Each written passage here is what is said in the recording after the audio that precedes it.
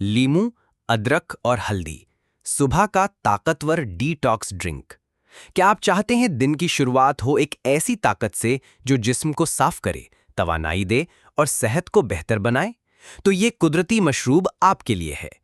सिर्फ 3 चीजें: आधा लीमू, आधा चम्मच हल्दी और 1 इंच ताज़ा अदरक। 1 गिलास गर्म पानी लें, उसमें लीमू का रस निचोड़ें, अदरक को कद्दूकश करके डालें और हल्दी मिक्स करें। ये जादुई मशरूब आपको देगा पेट की चर्बी घटाने में मदद, जिस्म की सोजिश कम करे, हाजमा बेहतर करे, जहरीले मादे यानी टॉक्सिन्स बाहर निकाले, मदाफियाती निज़ाम मजबूत करे, जिल्द को साफ और चमकदार बनाए और दिन भर आपको फ्रेश और एनर्जेटिक रखे।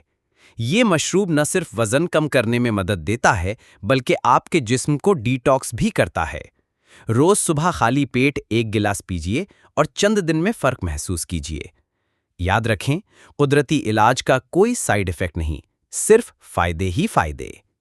अगर आप सेहत को संजीदगी से लेना चाहते हैं, तो आज से ही ये आदत बनाएं। मजीद कुदरती और आसान हेल्थ टिप्स के लिए हमारे चैनल को सब्सक्राइब करना ना भूलें। सेहतमंद रहें, खुश रहें।